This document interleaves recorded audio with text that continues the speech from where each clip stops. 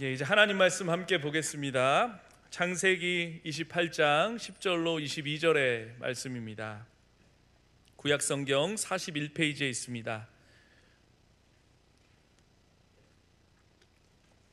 창세기 28장 10절로 22절의 말씀인데요, 한 절씩 교독하고 마지막 절 함께 읽겠습니다.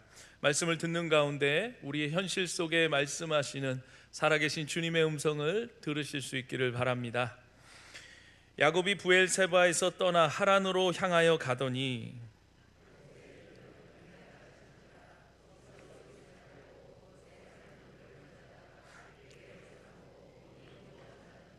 꿈에 본즉 사닥다리가 땅 위에 서 있는데 그 꼭대기가 하늘에 닿았고, 또 본즉 하나님의 사자들이 그 위에서 오르락 내리락 하고,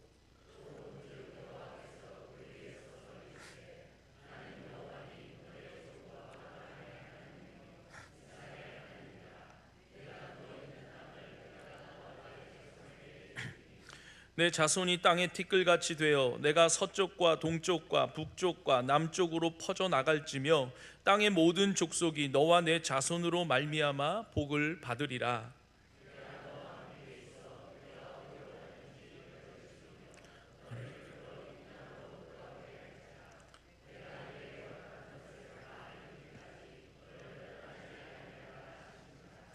야곱이 잠이 깨어 이르되 여호와께서 과연 여기 계시거늘 내가 알지 못하였도다.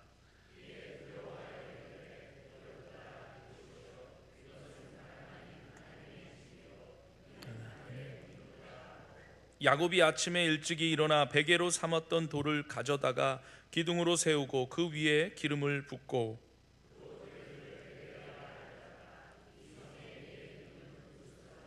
야곱이 서원하여 이르되 하나님이 나와 함께 계셔서 내가 가는 이 길에서 나를 지키시고 먹을 떡과 입을 옷을 주시어.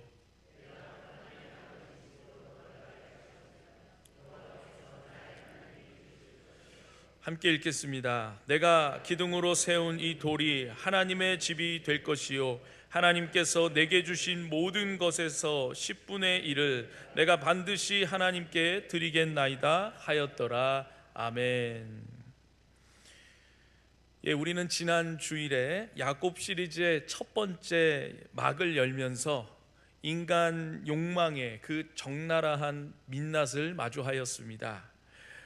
형의 발 뒤꿈치를 잡고 태어난 야곱, 그 이름 뜻 그대로 속이는 자, 발목 잡는 자였던 그가 아버지 이삭과 형 에서를 속이고 장자권을 탈취했던 그 막장 드라마를 기억하실 것입니다.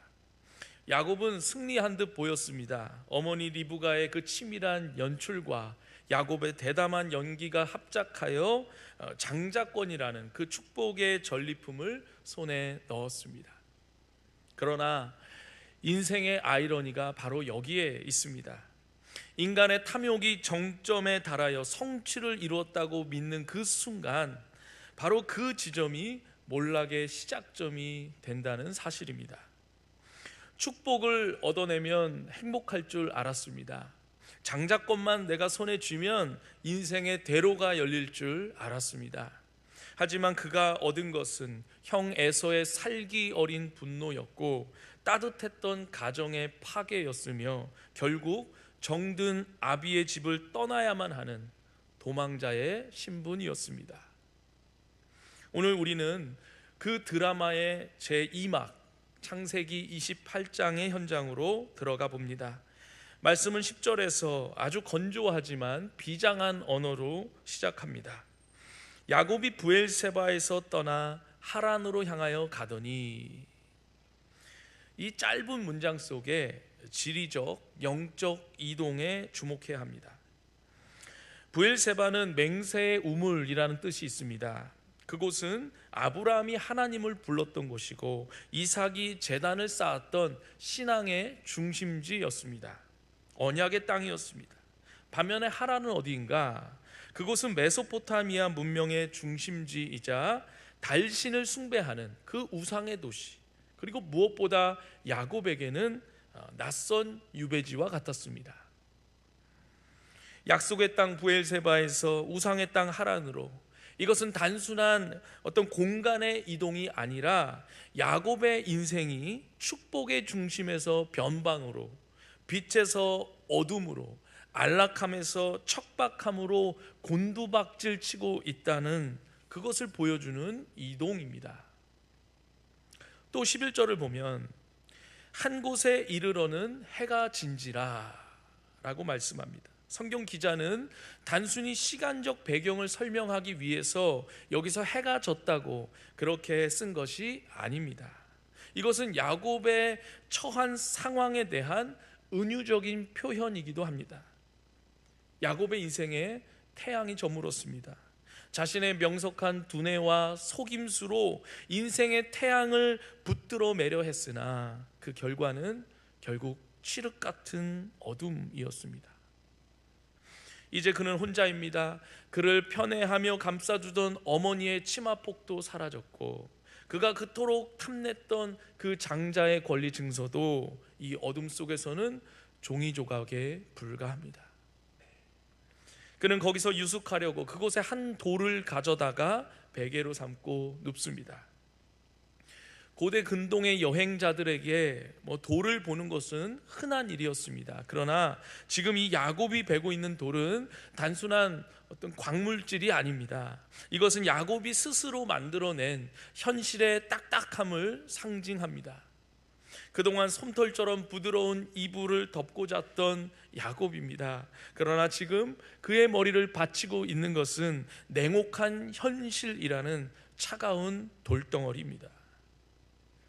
이 돌베개는 마치 소리를 치는 것만 같습니다. 인간의 깨와 술수로 쌓아올린 바벨탑이 무너진 자리에 남는 것은 결국 머리 둘 것 없는 고독과 불안, 그리고 차가운 돌덩어리 뿐이다.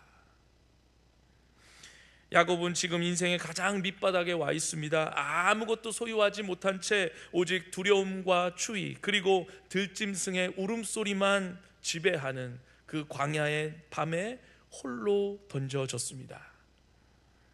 그런데 바로 여기서 인간의 모든 가능성이 차단되고 인간의 모든 의지가 꺾인 바로 그 돌베개의 자리, 그 절망의 밑바닥에서 놀랍게도 하늘의 문이 열립니다. 이것이 기독교 신앙의 가장 위대한 역설입니다. 하나님은 우리가 잘 나갈 때, 성공했을 때가 아니라 우리가 비참할 때, 우리에게 아무것도 소망이 남겨있지 않을 때, 우리의 힘이 가장 빠졌을 때 우리에게 찾아오십니다.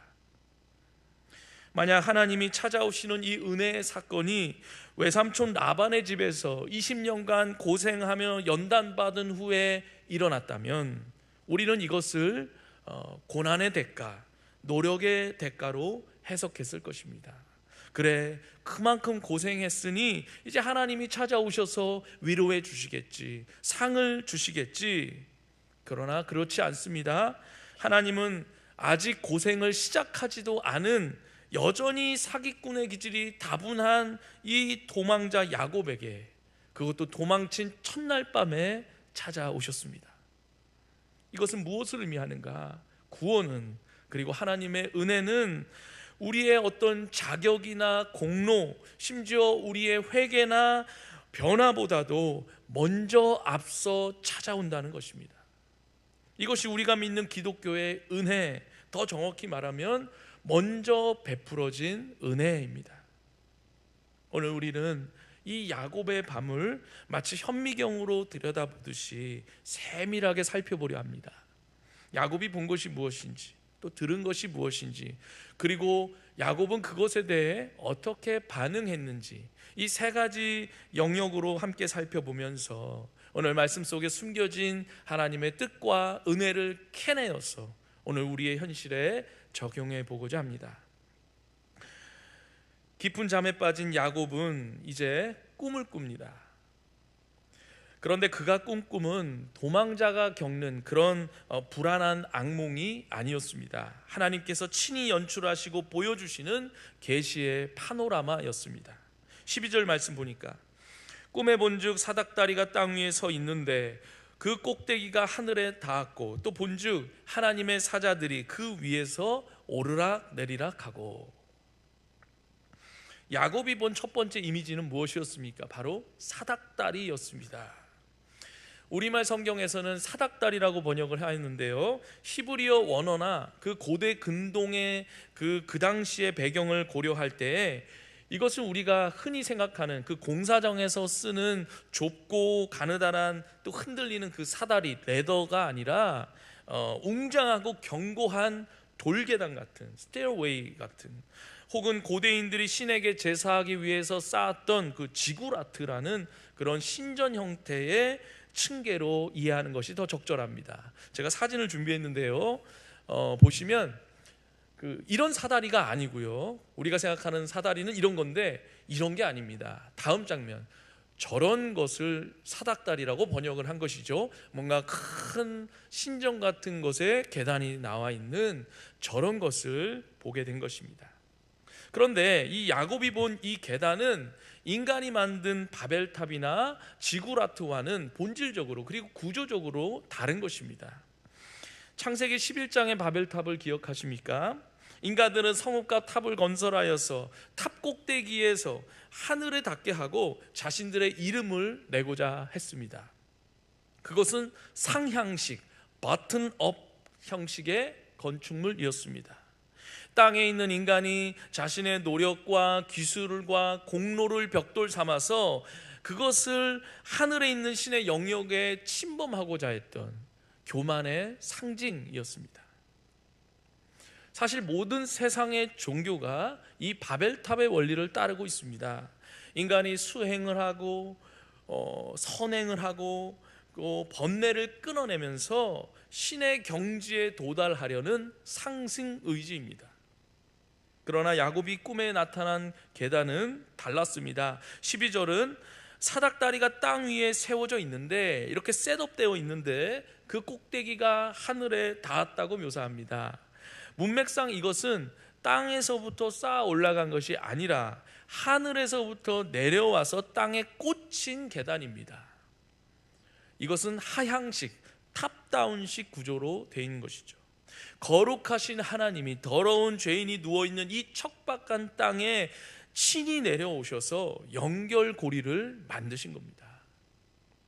이것이 기독교의 복음입니다. 복음은 인간이 하나님을 찾아가는 과정이 아닙니다. 하나님께서 길 잃은 인간을 친히 찾아 내려오시는 사건입니다. 야곱은 지금 하나님을 찾을 생각조차 하지 못하고 있습니다. 야곱은 그저 도망치기에 바쁩니다. 그런데 하나님께서 먼저 그에게 다리를 놓으셨습니다. 야곱이 본 것은 인간의 상승 욕구가 꺾인 자리에 임하는 은혜의 하강이었습니다. 두 번째로 야곱은 하나님의 사자들, 즉 천사들이 그 계단을 부지런히 오르락 내리락 하는 것을 보았습니다. 순서를 유의해서 봐야 합니다. 내려갔다 올라가는 것이 아니라 올라갔다 내려갑니다. 무슨 말입니까? 이것은 천사들이 이미 야곱 곁에 있었음을 암시하기도 하고 그들의 본거지가 하늘임을 또한 보여주는 것입니다. 천사들은 하늘과 땅 사이에서 하나님의 뜻을 수행하는 그런 메신저들입니다. 그들은 야곱을 외면하지 않고 끊임없이 그를 지키며 하늘의 소식을 땅에 전하고 땅의 상황을 하늘에 보고하는 그런 왕래의 임무를 수행하고 있습니다. 이것은 야곱에게 어떤 의미였을까요? 그는 지금 철저하게 혼자 있습니다. 부모도 형제도 친구도 없습니다. 광야의 적막함과 어둠만이 그를 둘러싸고 있습니다. 자신을 지켜줄 이가 아무도 없다고 생각했었습니다. 그러나 하나님은 그에게 시각적인 이미지를 통하여서 말씀하시는 것이죠. 야곱아, 내 눈에는 아무것도 보이지 않겠지만 보아라, 하늘로의 연결은 너를 위해 끊임없이 이어지고 있단다. 열왕기하 6장에서 선지자 엘리사의 사환이 벌떼처럼 몰려드는 그 아람 군대들을 보고 두려워했을 때 엘리사가 기도하여 그의 눈을 열어주었더니 불말과 불병거가 그 산에 가득하여서 엘리사를 둘렀다는 것을 보게 됩니다. 지금 야곱이 보고 있는 것이 바로 그것입니다. 그는 도망자이지만 실상은 하나님 나라의 그 호위 모사들을 의해서, 그들에 의해서 완벽하게 둘러싸여 보호받고 있는 VIP였습니다. 오늘 우리의 삶에도 이와 같은 하늘로의 연결이 끊이지 않고 있음을 믿으십니까? 우리가 물질로 어려움을 당할 때, 질병으로 고통당할 때, 관계의 단절로 인해 홀로 벌어진 듯 느껴지는 그 순간에도 하나님의 사자들은 우리를 위해 오르락 내리락 하고 있습니다. 우리의 작은 신음과 눈물은 천사들을 통해 하늘 보좌로 상달되고 하늘의 위로와 능력은 다시 땅으로 내려오고 있습니다. 우리는 고립된 섬이 아니라 하늘과 연결된 거룩한 네트워크 속에 있는 것입니다. 야곱이 본 세 번째 광경은 가장 충격적이고 신학적으로도 심오합니다. 13절 말씀 보니까 또 본즉 여호와께서 그 위에 서서 이루시되. 자, 여기서 그 위가 어디를 말하는 것일까요? 계단의 꼭대기, 저 높은 하늘 보좌를 말하는 것일까요? 아니면 야곱이 누워있는 바로 그 자리 옆에 있을까요? 여기서 쓰인 히브리어 전치사는 알이라는 단어인데, 이 단어는 어떨 때는 뭐뭐 위에라는 뜻으로 해석되기도 하고, 또 때로는 뭐뭐 곁에, 비사이드라는 의미로도 해석되기도 합니다. 창세기 35장 13절에 보면 훗날 하나님께서 야곱에게 다시 나타나셨을 때 성경은 이렇게 기록하고 있습니다. 창세기 35장 13절에서 하나님이 그와 말씀하시던 곳에서 그를 떠나 올라가시는지라. 만약 하나님이 처음부터 하늘 꼭대기에 계셨더라면 여기서 올라갔다는 표현을 쓰지 않았을 것입니다. 그렇지 않습니까? 올라가셨다는 표현을 쓰는 것을 보면 지금 하나님의 위치는 야곱의 곁에 있었던 것이죠. 마찬가지로 이 일관된 흐름을 따라서 창세기 28장에서도 이 밤에 하나님께서 하늘 보좌에만 머문 것이 아니라 계단을 타고 친히 내려오셔서 야곱이 자고 있는 바로 그 돌베개 옆에 서 계셨음을 말해주는 것입니다. 한번 상상해 보십시오. 형과 아버지를 속이고 도망치는 그 파렴치한 죄인, 흙먼지를 뒤집어 쓴 채 입 벌리고 자고 있는 초라한 도망자 야곱, 그 야곱의 머릿맡에 지금 거룩하신 하나님께서 서 계십니다. 이것은 고대 근동의 종교관으로는 감히 상상할 수 없는 파격입니다. 왜 그런가? 고대의 신들은 인간의 그 부정함을 피해서 거룩한 신전 그 깊숙한 곳에만 머문다고 그렇게 생각했습니다. 그러나 성경의 하나님은 죄인에게 냄새가 풍기는, 진동하는 그 광야의 잠자리까지 내려오셔서 야곱의 잠든 얼굴을 들여다보시는, 찾아오시는 하나님이십니다. 하나님은 초월자이시지만 동시에 우리 삶의 가장 비참한 자리에 함께 하시는 내제자이십니다. 야곱은 위에 계신 하나님이 아니라 옆에까지 내려오신 하나님, 곧 임마누엘의 하나님을 꿈속에서 마주하고 있는 겁니다. 이제 야곱 곁에 서 계신 하나님께서는 그에게 놀라운 말씀을 들려주십니다. 야곱이 들은 것은 단순한 위로의 말이 아니었습니다. 그것은 그의 존재를 송두리째 뒤흔들고 재구성하는 영원한 언약의 선포였습니다. 하나님은 먼저 자신을 소개하십니다. 13절 말씀 보니까 나는 여호와니 너희 조부 아브라함의 하나님이요 이삭의 하나님이라. 하나님의 이 소개는 야곱에게 그의 정체성을 다시 일깨워 주는 겁니다. 야곱은 지금 자신이 그 실패한 사기꾼, 도망자라고 생각하고 있었습니다. 그런데 하나님은 그에게 너는 사기꾼이 아니다. 너는 아브라함과 이삭으로 이어지는 위대한 믿음의 계보를 잇는 언약의 계승자다라고 선언하고 계신 겁니다. 야곱의 행위가 어떠하든지 간에 하나님의 선택은 변함이 없습니다. 하나님은 야곱을 행위로 판단하지 않으시고 언약 안에서 바라보았습니다. 그리고 하나님은 아브라함에게 주셨던 세 가지의 언약을 야곱에게 다시금 재확인시켜 주십니다. 먼저 땅을 약속하십니다. 13절에서 내가 누워있는 땅을 내가 너와 내 자손에게 주리니. 지금 야곱은 땅을 버리고 도망치고 있지만 하나님은 그 땅의 소유권을 확증해 주십니다. 내가 지금 등지고 떠나는 이 땅이 결국은 내가 돌아와야 할 기업이라는 겁니다. 그러면서 자손을 약속하십니다. 14절에서 내 자손이 땅의 티끌같이 되어 동서남북에 편만할지며. 홀로 도망치는 자에게 셀 수 없는 후손을 약속하십니다. 고독한 현재를 넘어서는 창대한 미래의 비전을 보여주시는 겁니다.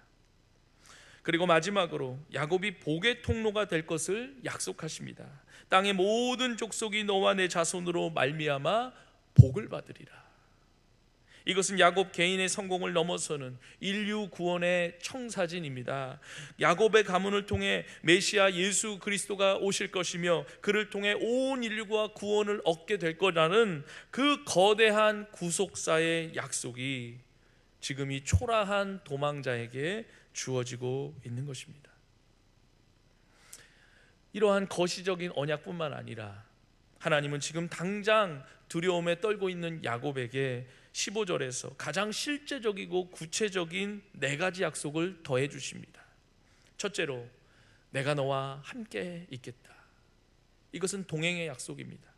야곱이 가장 두려워했던 것은 고립이었습니다. 그러나 하나님은 세상 모두가 너를 버리고 떠난다 할지라도 나는 너와 함께 하겠다 선언하십니다.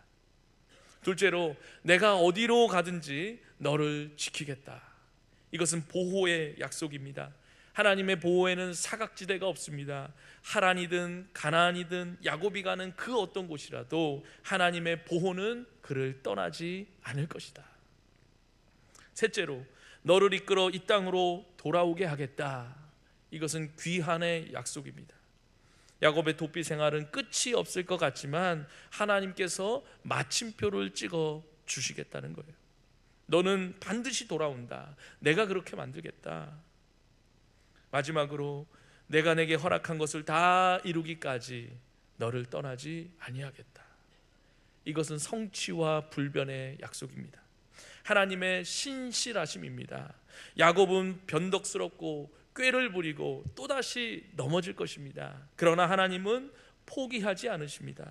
하나님의 열심히 야곱을 끝까지 붙들고 약속하신 바를 기어이 완성해 내실 것입니다. 나는 너를 떠나지 않는다. 이 말보다 더 강력한 사랑의 고백이 어디 있겠습니까? 이 약속들은 야곱의 어떤 조건에 걸려 있지 않습니다. 내가 하란에 가서 착하게 살면, 내가 다시 누군가를 속이지 않으면, 내가 11조를 하면 뭐 이런 조건이 없습니다. 이것은 그냥 하나님께서 그렇게 하시겠다는 하나님의 일방적인 선포입니다. 이것이 은혜입니다. 자격 없는 자에게 주어지는 호의, 받을 수 없는 자에게 쏟아 부어지는 은혜의 선물입니다. 야곱이 본 이 하늘 계단, 그리고 그가 들은 이 언약의 말씀은 결국 신약의 한 인물을 조명하고 있습니다. 바로 예수 그리스도이십니다. 요한복음 1장 51절에서 예수님은 나다니엘에게 놀라운 말씀을 하십니다.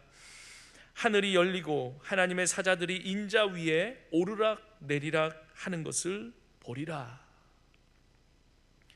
예수님은 야곱의 꿈에 나타나셨던 그 하늘 계단이 바로 당신 자신임을 선포하신 겁니다. 야곱이 본 계단은 돌이나 나무로 만들어진 것이 아니었습니다. 그것은 죄로 인해 끊어진 하늘과 땅을 다시 잇기 위해 오신 예수 그리스도의 모형이었습니다. 하늘과 땅 사이의 거리는 인간의 그 어떤 노력으로도 좁힐 수 없는 무한한 간격이었습니다. 죄인인 인간이 거룩하신 하나님께 나아갈 길은 완전히 막혀 있었습니다. 그러나 예수 그리스도께서 인간의 몸을 입고 이 땅에 내려오심으로, 성육신 하심으로 그분 자신이 친히 계단이 되어 주셨습니다. 그분의 십자가는 땅에 박히고 그의 신성은 하늘에 닿아서 우리가 밟고 올라갈 수 있는 유일한 길이요 진리요 생명이 되셨습니다. 우리는 야곱처럼 돌베개를 베고 누울 수밖에 없는 그런 죄인들입니다. 우리의 등에는 죄짐이 무겁습니다. 그러나 우리의 절망의 자리, 그 돌베개 위에 예수 그리스도라는 은혜의 계단이 놓여 있습니다. 우리는 그 계단을 통해 하나님을 만납니다. 그 계단을 통해 볼지어다 내가 세상 끝날까지 너희와 항상 함께 있으리라는 임마누엘의 완성을 누릴 수 있는 겁니다. 하나님을 보고 이렇게 하나님의 음성을 들은 야곱은 이제 잠에서 깨어납니다. 그리고 그의 인생을 뒤바꾸는 반응을 보입니다. 이 반응은 우리에게 진정한 예배드림과 헌신이 무엇인지를 가르쳐 줍니다. 16절 말씀 보면 야곱이 잠이 깨어 이르되 여호와께서 과연 여기 계시거늘 내가 알지 못하였도다. 이 고백은 경이로움과 두려움이 뒤섞인 그러한 영적인 각성입니다. 야곱은 그동안 하나님께서 장소에 갇힌 분으로 그렇게 오해하였습니다. 브엘세바, 아버지 이삭의 장막, 할아버지 아브라함의 그 제단에만 하나님이 계신다고 그 당시에 고대 근동 사람들이 생각하는 대로 그렇게 생각했습니다. 그래서 지금 그곳을 떠나왔기에 이제 자신은 하나님과 단절되었다고 그렇게 믿었습니다. 그러나 그는 이제 깨달았습니다.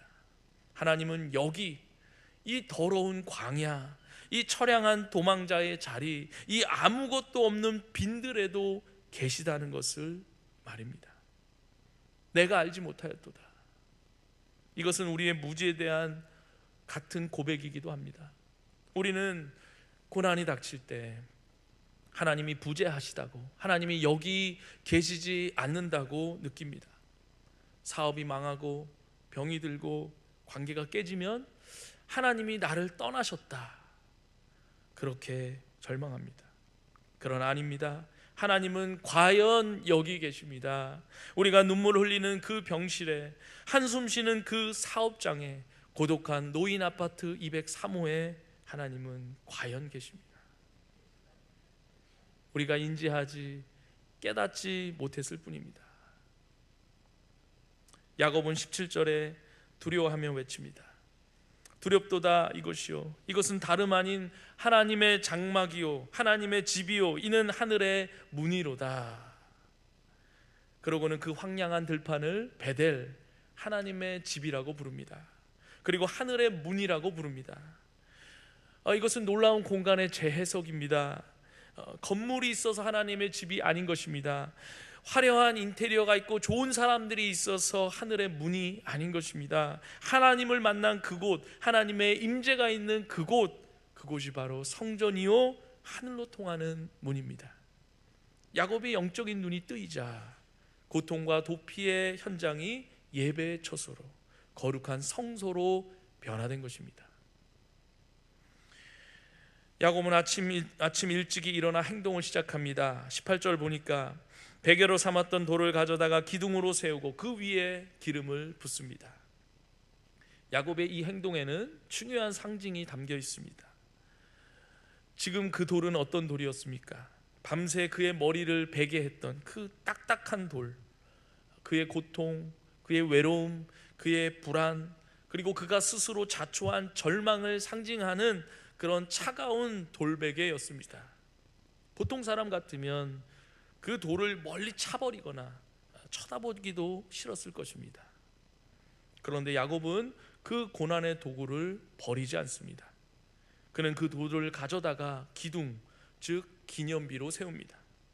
그리고 그 위에 기름을 부어 하나님께 봉헌합니다. 야곱의 삶에 있어서 가장 괴로웠던 상징물, 그 차가운 돌이 이제 하나님이 자신에게 임재하셨음을 증명하는 신앙의 이정표로 탈바꿈한 것입니다. 고난과 실패의 현장이 하나님의 은혜와 약속의 현장으로 기억되는 기념비가 된 것입니다. 우리의 인생 가운데도 이와 같은 기념비가 필요합니다. 있어야 합니다. 우리의 가장 큰 좌절과 실패의 순간, 내가 넘어졌던 그 돌뿌리가 사실은 하나님을 가장 깊이 만난, 또 만날 수 있는 베델이었음을 기억하는 그 기념비 말입니다. 야곱처럼 우리의 상처가 별이 되고 우리의 아픔이 사명으로 바뀌는 그런 역사가 일어나야 합니다. 20절로 22절에서 마지막으로 야곱은 서원하고 있습니다. 혹자는 야곱의 이 서원을 보면서 조건부 계약이라고 비판합니다. 하나님이 나를 이렇게 지켜주시면 내가 하나님을 섬기겠습니다 라는 이 말이 여전히 그 야곱의 옛 성품, 그렇게 거래하고 계산하려는 그러한 태도를 보여준다, 그렇게 비판하는 것이죠. 그러나 야곱은 아직 신앙적으로 그렇게 성숙하지 않았습니다. 미숙합니다. 그의 신앙은 이제 막 걸음마를 떼었습니다. 그보다 더 중요한 것은 이 서원의 깊은 의미입니다. 관계의 설정과 주권의 인정에 있습니다. 그는 여호와께서 이제 나의 하나님이 되실 것이요 라고 고백합니다. 지금까지 하나님은 야곱에게 있어 어떤 하나님이셨습니까? 아브라함의 하나님, 이삭의 하나님이었습니다. 부모님의 신앙에 엎혀왔던 3대째 모태 신앙입니다. 신앙을 모태하는 신앙입니다. 그러나 이제 야곱은 하나님을 나의 하나님으로 연결하고 있습니다. 영접합니다. 인격적인 만남을 통해서 신앙이 3인칭에서 1인칭으로 바뀐 것입니다. 신앙은 유산될 수 있지만 구원은 각자가 나의 하나님으로 하나님을 만날 때 이루어지는 것입니다. 그리고 그는 10분의 1을 반드시 하나님께 드리겠다고 그렇게 약속합니다. 지금 야곱이 뭐 수중에 갖고 있는 게 있습니까? 빈털터리 도망자가 미래에 얻을 소득의 11조를 약속한다는 건 무슨 의미입니까? 그것은 자신의 미래와 생명, 모든 소유의 주권이 하나님께 있음을 인정하는 그 나름의 야곱에게 있어서 최고의 신앙 고백인 것이죠. 사기쳐서 형의 것을 빼앗으려 했던 그 탐욕스러운 야곱이 이제는 자신의 것을 하나님께 드리겠다고 그렇게 고백하는 것입니다. 움켜쥐었던 손, grabbing hands가 펴서 드리는 손, giving hands로 바뀐 것입니다. 이것이야말로 하나님을 만난 자의 진정한 변화입니다. 11조, 여기서 말하는 11조가 단순히 돈의 문제가 아닌 것입니다. 내 삶의 주인이 바뀌었다는, 그러한 내 삶의 주권이 하나님께 있음을 선포하는 것입니다. 자, 오늘 이 야곱의 이야기가 어떻습니까? 야곱의 이야기는 먼 옛날 어떤 전설 따라 삼천리 이야기가 아닌 것이죠. 바로 오늘 인생의 광야를 걷고 있는 오늘 우리의 자화상입니다. 우리도 때로는 야곱처럼 내 욕심대로 살다가 낭패를 당하기도 하고 억울한 일을 당하고 사기당해 도망치듯 그렇게 살아가기도 합니다. 차가운 돌베개를 베고 누워서 내 인생은 왜 그럴까? 도대체 하나님은 어디에 계신 건가? 계시기는 한 건가? 이렇게 탄식하며 잠 못 이룰 때가 있습니다. 그러나 기억하십시오. 여러분이 누워있는 그 자리, 그 절망의 자리가 바로 베델임을 기억할 수 있기를 바랍니다. 여러분이 실패한 자리, 여러분의 병든 자리, 여러분의 외로운 자리, 그 자리에 하나님이 계십니다. 그분은 멀리 계시지 않습니다. 하늘 계단이신 예수 그리스도를 통해 이미 우리 곁에 우리의 고통스러운 숨소리가 들리는 바로 그곳에 함께 계십니다. 하나님은 우리에게 내가 좀 더 착하고, 네가 좀 더 봉사를 열심히 하고, 네가 성공하면, 네가 좀 더 완벽해지면 내가 찾아오겠다, 그렇게 말씀하지 않으십니다. 사기꾼 야곱, 도망자 야곱에게 찾아오신 것처럼 있는 모습 그대로의 우리에게 찾아오십니다. 그리고 약속하십니다. 내가 너와 함께 있어 내가 어디로 가든지 너를 지키며 너를 이끌어 본향으로, 천국으로, 하나님 나라로 돌아오게 할지라 내가 너를 떠나지 아니하리라. 이 은혜를 깨달은 자는 반응해야 합니다. 첫째로 돌베개를 기념비로 세워야 합니다. 여러분의 고난을 원망의 재료, 그저 원망의 재료로만 삼지 마시기 바랍니다. 오히려 하나님을 만난 간증의 기념비로 삼아야 합니다. 고통을 해석하는 우리의 눈을 바꿔야 합니다. 둘째로 하나님을 나의 하나님으로 고백해야 됩니다. 내 부모의 하나님, 내 배우자의 하나님, 목사님의 하나님이 아니라 오늘 내 삶에 개입하시는 나의 하나님을 붙들어야 합니다. 셋째로 여러분의 삶을 드려야 합니다. 11조의 정신으로 생명의 주인이 하나님이심을 고백하면서 움켜진 손을 펴서 하나님과 이웃을 위해 펼쳐 놓아야 합니다. 오늘 이 예배의 자리가 저와 여러분에게 베델이 되기를 원합니다. 교회 문을 나서서 돌아가는 여러분의 가정과 일터, 심지어 여러분의 고통스러운 문제의 그 현장까지도 여호와 하나님께서 과연 여기 계시거늘 이라고 외칠 수 있는 그러한 하나님의 집이 되기를 간절히 바랍니다. 하늘과 땅을 잇는 사닥다리 되신 예수 그리스도의 은혜가 광야 같은 여러분의 삶을 애워싸고 보호하시며 끝까지 인도하실 것을 믿습니다. 그 임마누엘 하나님이 우리와 동행하면서 날마다 우리의 삶의 자리를 베델로 바꾸어가는 저와 여러분 모두가 되시기를 주님의 이름으로 간절히 축원드립니다. 이제 주신 말씀 가지고 함께 기도하기 원합니다. 이 시간 기도할 때 하나님 아버지, 야곱과 같이 허물 많은 저희들 포기하지 않으시고 끝까지 추적하여 사랑하여 주시니 감사를 드립니다. 저희가 세상의 성공만을 쫓다 지쳐 쓰러진 그곳에도 하나님이 과연 계심을 깨닫게 하여 주옵소서. 우리에게 약속하신 말씀 다 이루시기까지 우리를 떠나지 않으시는 그 주님의 신실하심을 의지하고 신뢰하게 하시고 이제는 나의 꾀를 버리고 하나님을 나의 주인으로 모시며 주신 모든 것에 감사하며 드리는 삶 살게 하여 주옵소서. 저희의 일생이 하나님을 예배하는 거룩한 성전 베델이 되게 하여 주옵소서. 이러한 기도 제목 주님 앞에 올려드리며 이 시간 함께 기도하겠습니다. 사랑과 은혜의 하나님 아버지, 저희는 야곱처럼 내 힘으로 내 인생을 세우려다 무너지고 결국 차가운 돌멩이를 메고 누울 수밖에 없는 그러한 연약한 존재들입니다. 스스로 하나님께 도날을 했던 교만과 하나님이 없는 것처럼 살아왔던 지난날의 무지를 회개하오니 주여 용서하여 주옵소서. 그럼에도 불구하고 저희의 가장 낮고 비천한 자리에 친히 찾아오셔서 하늘 문을 여시는 주님의 은혜 참으로 감사드립니다. 저희의 행위가 아니라 오직 예수 그리스도의 십자가 공로를 통하여 하나님께 나아갈 길을 열어주신 하나님 아버지 참으로 감사합니다.